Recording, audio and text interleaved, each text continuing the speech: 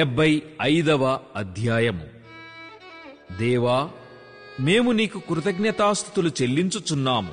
నీవు సమీపముగా నున్నావని కృతజ్ఞతాస్తుతులు చెల్లించుచున్నాము. నరులు నీ ఆశ్చర్య కార్యములను వివరించుదురు. నేను యుక్తకాలమును కనిపెట్టుచున్నాను. నేనే న్యాయమును బట్టి తీర్పు తీర్చుచున్నాను.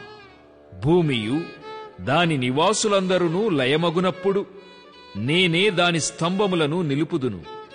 అహంకారులై ఉండకుడని అహంకారులకు నేను ఆజ్ఞ ఇచ్చుచున్నాను.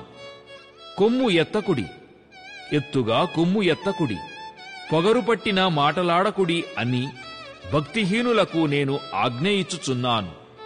తూర్పు నుండి అయినను పడమటి నుండి అయినను అరణ్యము నుండి అయినను హెచ్చు కలుగదు. దేవుడే తీర్పు తీర్చువాడు. ఆయన ఒకని తగ్గించును, ఒకని హెచ్చించును. యెహోవా చేతిలో ఒక పాత్రయున్నది, అందులోని ద్రాక్షారసము పొంగుచున్నది. అది సంభారముతో నిండియున్నది. ఆయన దానిలోనిది పోయుచున్నాడు.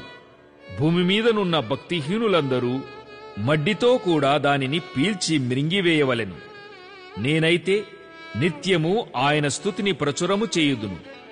యాకోబు దేవుని నేను నిత్యము కీర్తించెదను. భక్తిహీనుల కొమ్ములనన్నిటినీ నేను విరగగొట్టెదను. నీతిమంతుల కొమ్ములు హెచ్చింపబడును.